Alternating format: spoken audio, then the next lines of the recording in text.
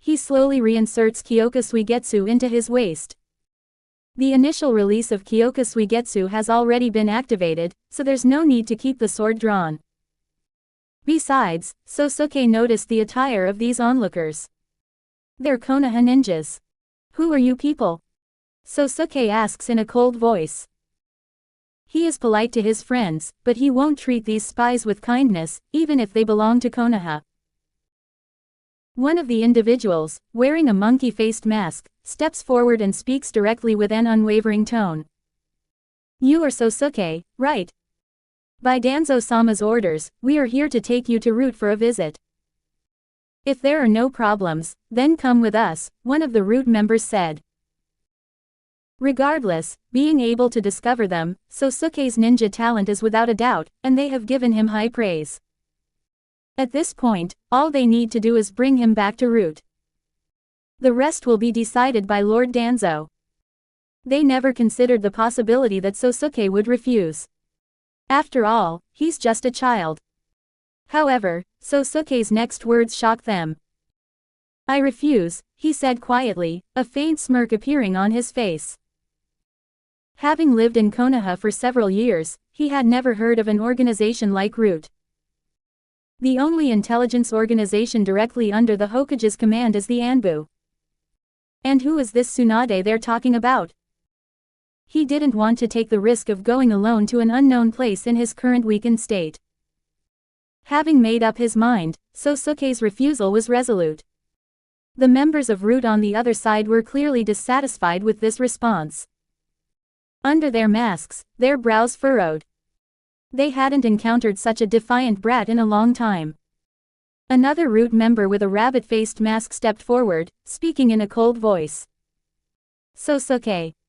Do you even know who wants to see you? How dare you refuse like this? To this, Sosuke responded with his usual gentle smile, but his words were infuriating. It's precisely because I don't know who wants to see me that I refused. Sorry, but who is Danzo? His words visibly agitated the Route members in front of him. Some angrily said, you little brat, how dare you address Lord Danzo by name? The monkey-faced leader of the group also looked coldly at Sosuke, but he stopped his comrades from taking action. He turned to face Sosuke and spoke in a cold voice. Sosuke, due to the secrecy order, I cannot reveal everything about Route to you.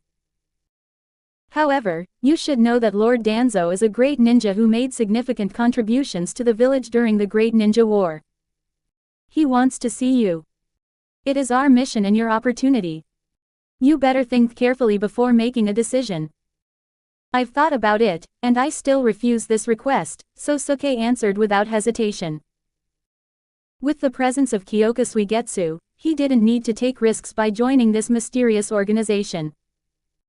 Even the Anbu would be a better choice than joining such a secretive group. Besides, his goal is to stand at the top of the world. Good. Very well. Then don't blame us for using force. Lord Danzo's orders must not be defied. The monkey-faced Route member gritted his teeth and spoke coldly, intending to personally capture Sosuke and bring him back to Route. Upon hearing his words, a coldness flashed in Sosuke's eyes beneath his glasses. So, if being soft doesn't work, they'll resort to force. This organization is truly relentless. From this, he can roughly gauge what kind of person this Lord Danzo is. But if to fight, then bring it on. Facing the members of Route, Sosuke showed no fear. It's not a bad opportunity to test his own strength. With this thought, a smile curled up on his lips. The leader with the monkey-faced mask on the other side became even more furious upon seeing this. Your gift is the motivation for my creation. Give me more motivation. Like it. Add to library. Lessa_Grace Creators Thoughts. 2 comments 0 vote. 16. This is Kido. You can read 20 chapters ahead of everyone on Patreon. Patreon, Patreon. Com, less a servant of Cosmos. Just replace the at with a. P.S. Please support me on Patreon. I really need your help.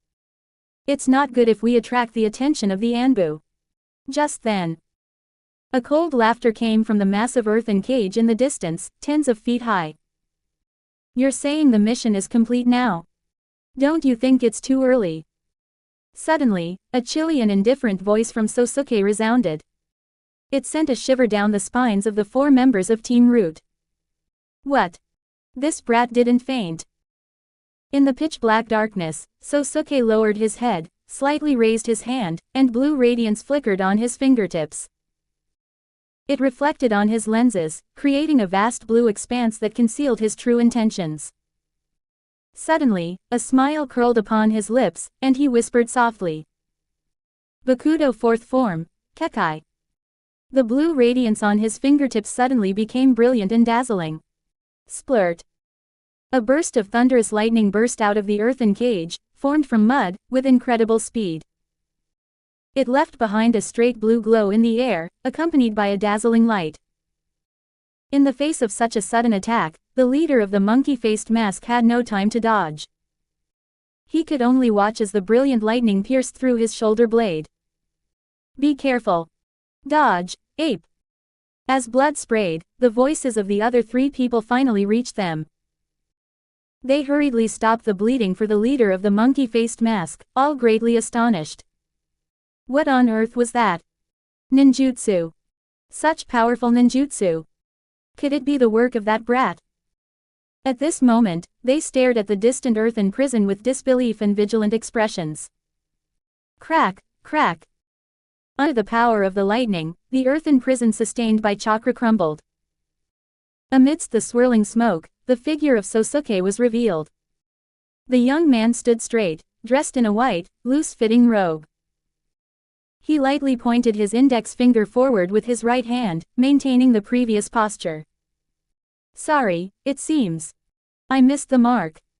Sosuke smiled lightly at the 4 of them, looking harmless. Upon hearing Sosuke's words, except for the leader of the monkey-faced mask, the other 3 people looked at him with seriousness. The formidable ninjutsu he just displayed proved that Sosuke was definitely not an ordinary ninja youth. The 3 members of Team Root no longer hesitated. They all wanted to capture Sosuke as quickly as possible, so they all stepped forward. One person stood in place, staring earnestly at Sosuke, continuously forming hand seals. Illusion technique, Narukumi no Jutsu. After a moment, he shouted loudly. As his voice fell, Sosuke, who had been caught in the genjutsu, suddenly stood motionless in place, his gaze dull, as if ready to be slaughtered. At this moment, the other 2 root ninjas had also approached him. One of them viciously launched a spinning kick towards Sasuke, while the other ran and formed hand seals. Earth style, swamp of the underworld. This was a coordinated move frequently used by the 3 members of Team Root. Just as the spinning kick was about to hit Sosuke. Yu reading www. Uakanshu.com. Sosuke's previously dull expression suddenly changed, and he coldly muttered. So, this is an illusion. Technique. Although he muttered to himself, his hands were not idle. His arm swiftly moved, quickly blocking in front of his right side. Bakudo 8th form, Seiki. A chakra shield suddenly appeared on the outer side of his arm. The root member, using all his strength, kicked onto it, causing almost no damage to Sosuke. What?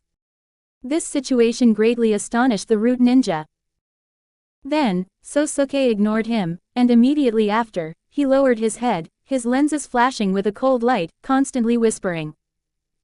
Bakudo 4th form, Heinawa. Bakudo 4th form, Kekai. Bakudo 9th form, Geki. The ninja who had released the earth-style ninjutsu was hit by the lightning emitted from Sosuke's fingertips.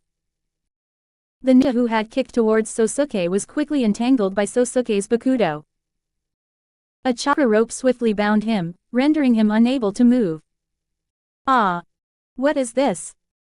The one who had been using the illusion technique was also bound by the Bakudo's gray rope, unable to resist. In an instant, all 4 elite Chunin of Team Root were defeated by Sosuke.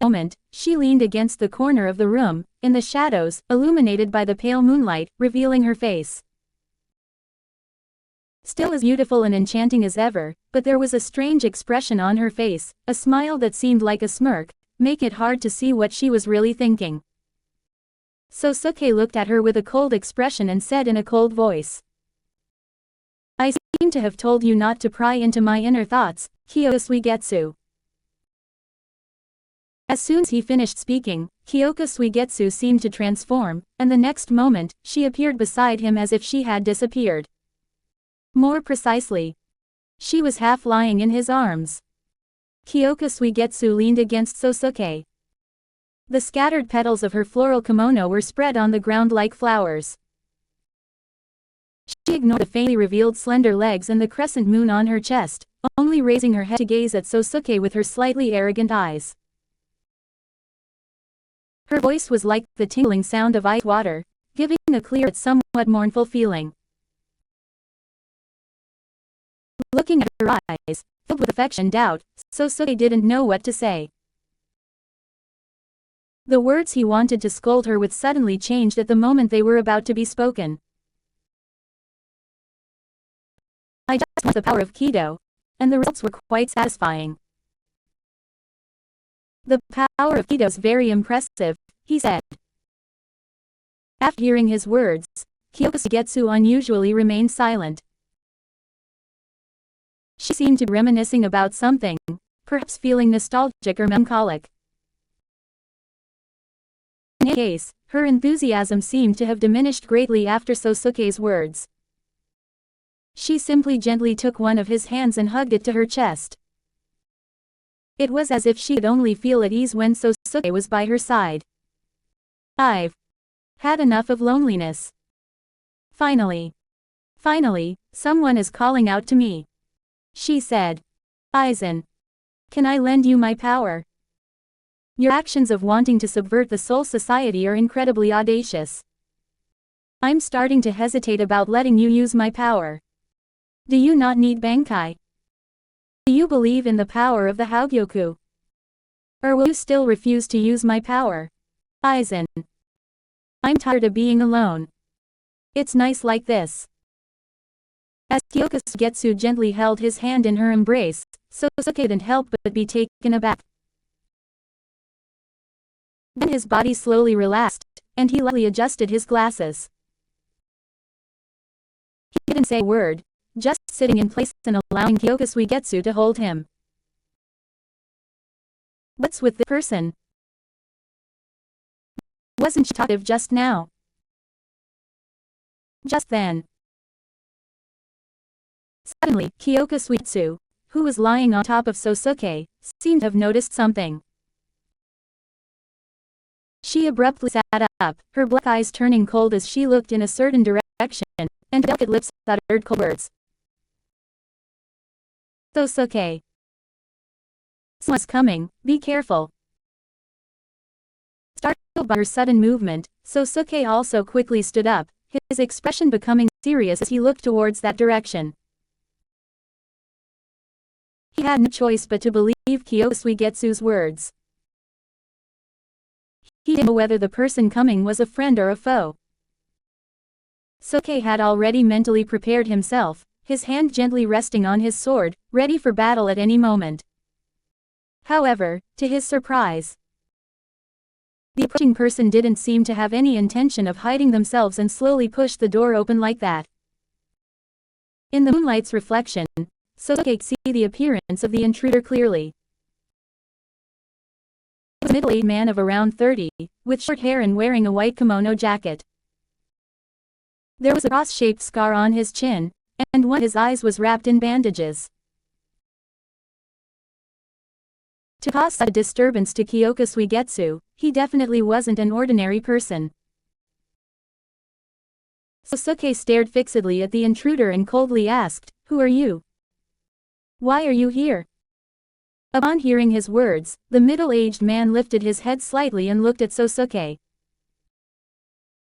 Under the gaze of that one eye, Sosuke seemed to see darkness, to see despair. Like falling into an endless abyss, darkness gathered into deep evil,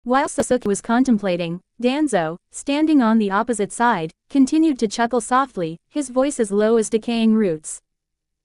Do you still doubt it? Are you still holding on to that sliver of hope for this fallen clan? The gap between nobles and commoners can never be eliminated.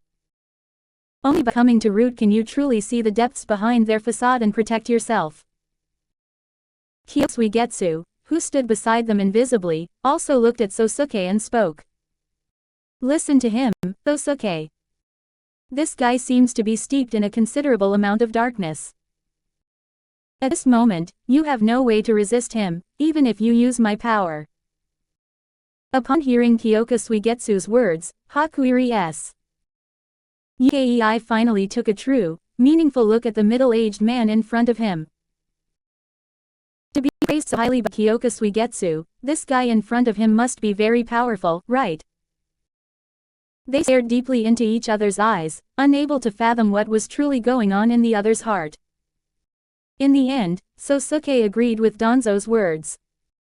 Regardless of whether they were true or not, he had indeed offended the Uchiha clan. If that clan wanted to do something to him, he would be powerless to resist with his current strength. What do I need to do? Become your disciple and join the root organization. Sosuke said softly, burying the rest of his emotions deep within his heart, leaving only a calm expression on his face. He was a clever guy who knew how to use any resources to protect himself. If it was true, as Danzo said, that the Uchiha clan had turned their anger toward him, as a commoner, he couldn't escape their oppression. At this moment, joining Danzo's side was not an impossible choice. Thinking this, a cold light flashed in his eyes. Meanwhile, Danzo, on the opposite side, looked at Sosuke after hearing his words, and soon let out a chuckle. What a clever little devil you are. I hope my choice is not wrong. Starting tomorrow, someone will take you to the root headquarters. With your current strength, you should be able to handle some missions. Becoming my disciple is simple. Survive in those missions. Blood and pain are the best teachers. All I can give you are difficult tasks that will help you grow. Completing them is what you need to do. Danzo's voice sounded hoarse, as if he were talking about something ordinary, but it surprised Sosuke. Then, Danzo slowly turned around while speaking and walked away unsteadily. The Uchiha clan's retaliation against you will be dealt with by me. As for yourself, if you want to contend with this formidable force, then strive to grow stronger. Danzo's figure grew farther away, and his voice became fainter, reaching Sosuke's ears.